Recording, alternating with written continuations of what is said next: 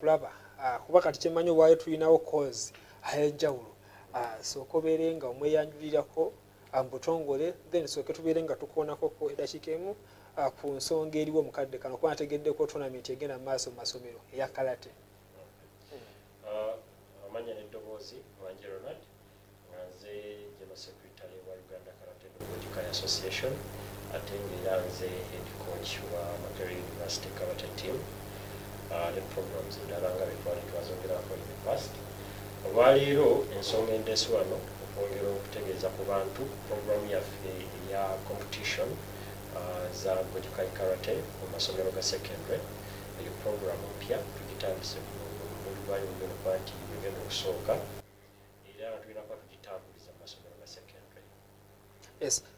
Kitambudde kitya ku mulundi guno amasomero tulinamu nga mekasofa tugenda kugizannya tutya egenda kuba nga tournament nti abayiseewo we bati bagenda wano we bati okutangazaamu kati tugenda kuba tukola competition eno egenda kubeera nga anyo ejja kuzannyibwanga olunaku luno as of now nga bwetugenda otandika tunaba tweyongeddeyo eyinza okweyongerayo negera mu lunaku 2 oba 3 okusinziira ku masomero agana bagajoyininze mu kutandika tusuubira okutandika n'amasomero 5 aga secondary then tujagenda tusimbira okupola ninga ejja kubeera anyo era ngeri rotational buno mwaka Kinawa high school Kawempe bagenda okuhostinga tusuubira nti omwaka ogunaddako eddala essomero n'abali participatinga tujja kuba lisobola okuhostinga bwetyo tujja kuba tutambuza rotational system. Somero ge Kawempe galimu ekyama Ade ndaba umeya yatwalidwa eri ku Kawanda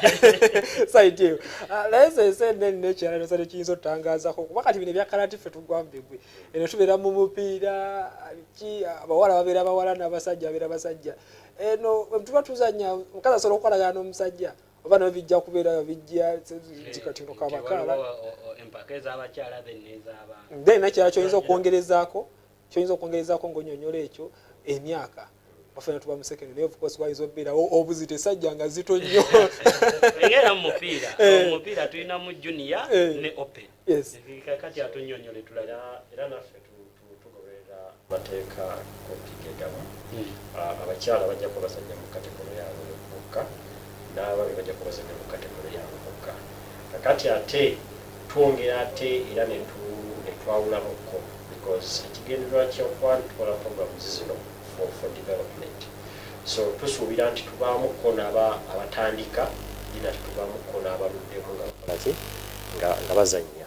So tetusobola bateeka wamu. So era nabo tuwogera ntukola ki ne twawulamu ne tugamba nti bano ba novice bano ba intermediate. So twawulamu categories bwe zityo. Abakyala bajja kubeera ne categories zaabwe n'abaami babeera ne categories zaabwe. Kakati mu setting yaffe y'emizannyo buli gisinga tukozesa weight categories. Okola nti tumakinga abantu abagenda okukompiting babenga benkanankana. So mupima mu kilograms. Yeah, tukola weight categories. Nga category eriwa n'eriwa. Tukola abalenzi abasajja abasinga abalenzi abasinga weight category esembayo okuba wansi usually beera under 56. Under 56 then kati wetumalizaawo tukola 57 to 60. When kola 61 to 64, then 65 to 70 over 69, depending on kubazanyi boboli now.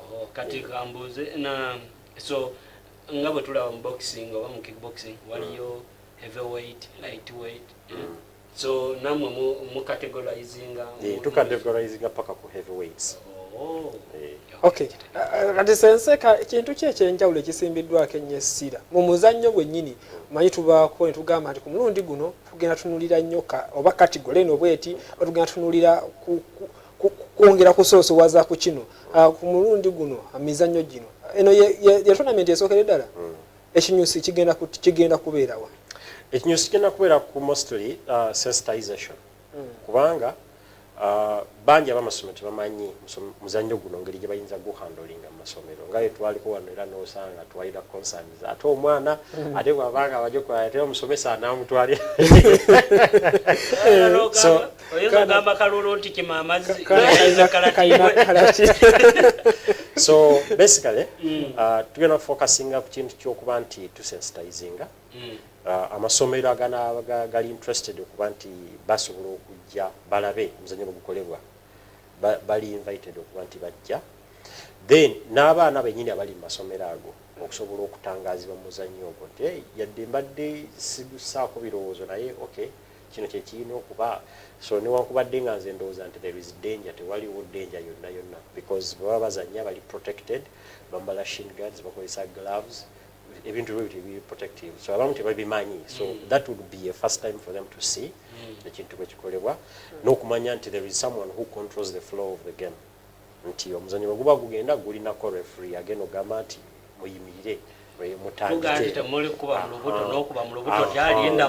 n'okumanya amateeka agafuga omuzannyo nga bwe gugenda sembadde manye Karati taliimu bya gloves no waliyo gwa mirundi ng'esatu egy'enjawulo kati waliwo omuzannyo mupya oguzze gwe bayita Karati combat ogwo gwa njawulo kyekira then tuyina competition eziri style based nga yo amateeka gaayo gali ku style ebyo tebatera kukozesa glove tuba tuli mu art kakati ate netujja kakati ate netujja netubaamu negino eja sport agatta abantu abasinga kati gino gyo girimu amateeka agali kind of tolerant nti omuntu abeera protected tulina okuconservinga gundi safety okumaking sure nti there is safety omuntu azannye nga anyumirwa naye ate nga tafunye buvune so ziri more developed towards the art which yo nti nga zinyo nga bwe nakunnyonnyola luli nti eyina ebintu scope yayo nene nnyo naye ku zino egya sport ewagondi tukendezaamu ku scope kubanga buno omuzannyo tusobola okukalinga kati nga bano abaana abato basobola okuyingira so toyinza mutandikiza ku kikaluba omutandikiza wali soft kati ye yagaana kati wano ntegeddewo akalala kemanyagala okukoona kwawo twatwalaba omuzannyo guno ku mulundi gulinga mwangu nnyo eri bano abaana abato bazi bagambe gumba ne weri balikuze likyasobola okugenda nga likoping up kasita nga akutrainiza ateekeza a scientific approach naye waki focus yamu yatandikidde waggulu waki twatandikidde eri wansi okutandikira amasomero ga primary amasomero ga primary tulina program yago naye right now tukyalinamu challenge amasomero ga primary program y'abaana eri fixed nnyo babeera so busy kati amasomero agasinga aga primary abaana babasomesa okuva ku ssaawa 2 babatuusa ssaawa 12 because tufokasinze nnyo ku kya academia ne results ziri ezisembayo osobola okusika abazadde abalala so they have cut out time for physical activity and sport though physical education as an aspect of education weeri naye tebagiwadde nnyo priority naye ate olw'okuba nti already tuyinayo ku university games zino so botandikira mu secondary oba okuriyetinze gundi egy'okufeedinga university then kati bwe tunamaliza secondary zino then tujja kukkako wansi tulabe how we can also convince the schools okulaba nti batuterawo platform tube nga ate n'aba primary tubatandika faamu twali chance nti twatandika a bit early so kyatuwa omukisa okuba nti when we came through secondary it was just something that was a continuation of life. Okay, wakati mu kuvuganya bagenda vuganyeza mu masomero oba bajja kuvuganya nga individual chiwa budde kusomero lya guna yazenga ye kakati tuyina gundi eyo yokubeera nti tugenda kukola masomero because it is going to be a point system bajja kukola weighted point system abana asinga points nyingi bwe bajja tujja kukola ranking then to getting the first place second place and third place but also trainer recognition yokubeera nti tukimanyi wajja kubaawo abaana abajja okuva mu masomero tebasobola kuweza tiimu ya somero but they are coming from those schools. We want to also recognize those schools asobola okuregisteringa nga ye as an individual for individual participation then nesomero neliwandiikibwa because the school also has to get credit okubeera nti lisobodde okumukkiriza akoleki yadde tebaweza team but also the school needs the whatever. Okay, kati bagenda kugira mu tiimu ez'abantu nga bameka kuba ogambe nga bwe baba tebaweza tiimu ekitegeeza nti waliwo omuwendo ogwesalira ogulowoozebwa nti awo tiimu eba complete nti essomero lisukka nga muntu wa ttiimu bbiri tekiina nnyo gundi right now engeri gye tutandika obutandisi tetwagala nnyo kiteekako kaapu tugambe nti bateekedda kuwabira bati waliwo essomero erijja okuwa 20 ddala likuwa 30 ddala ku 14 okitegeera so twagala tulabe bonna abasobola okujja then on the day then tusobola okulaba on how the arrangement is made naye nga abasinga tusuubira tujja kufuna abayizi wakati wa 25 ku 15 in between that. Okay, akasembayo maybe ne okwewandiisa biyimidde bitya batuukirira ate tulinawo contact anede byo biri mu association amasomero gonna agayina okuparticipatinga n'abaana abalina okubeera communicating dda era bamanyi procedure nga balina okukola okujjako mpozi badde nkozeko consultation ku Kinawa High abagenda okuhostinga nga twagala okumanya nti oba public walizo okuba abantu ba public abayinza okwagala okujja kulaba as long as oli azze mu ngeri entuufu n'ayita mu makuba matuufu toyise okujja nyumirwa omuzannyo ojja okulaba omuzannyo I think bajja kuba basobola okubakkiriza okuba nti they can come and spectate. Kakati eno tournament erinako ejiddirira nti oba waliwo engeri y'okubeera nti abayise wano abawangudde wano balina tournament endala gye bagenda okuzannya oba eri national oba eri region oba eri continental. Kakati enegenda kuba nga stepping stone yaabwe esooka kati tulinayo tournaments eziri general ezigatta oba somero oba club ngeri wabweru wa somero university bonna so bajja ko basobola okujja ne participating mu games ezo. Kakati tulinayo Gageni Yamaguchi championship memorial championship I think ndoza yinzo okubanga egenda okuddakaawo I think waliyo tournaments nga bbiri ezijja okuba ziddirigana so tusuubira nti balaba bayise mu kino kibawe first time experience ne exposure then it can create an urge in them basobola okuba nti basobola okwagala okujja mu games eziddako. Okay, yes, Sensei Mwanje Ronald n'ebigambo bya karate karate mpozo twabuzimbuliza mu Japan ono so dogojukai yasimbulizibwa mu Japan ojja kufuna okinyusi kyennyini vijejiga bakuga Japanese karate asakabere nga mpisa wakati nikubaka buno omwana ow'obuwala okusingira ddala ow'obuwala n'ensonga kikenkulembeza nene ow'obulenzi omwana ow'obuwala n'ow'obulenzi ajolinga omupiira ogumanyi talent mweri obanga era ebirooto byo bigazi nnyo yinza okubanga muli oguzanya naye ng'essuubi lyakugwamu dda ati bw'oba gy'oli ng'essuubi lyakugwamu naawe alina ebirooto ebigazi baliwo omukisa ku Caring Hearts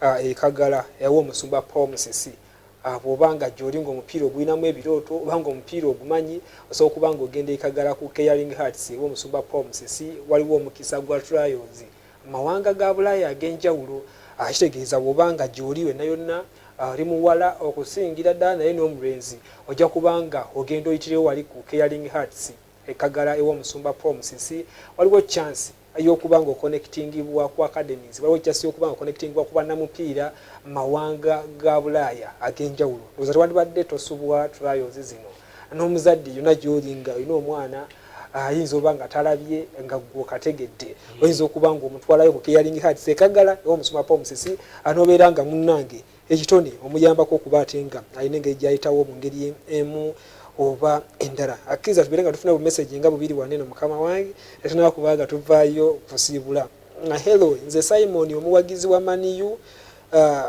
give me Maniu news. Well done, brother. This is Okia from Kamuli. So, how is the issue of Greenwood to Manchester United now? Thanks. Kambere nga afunayo ka message kamu wana ka voice note ngashina kubanga tukomayo wa Sensei.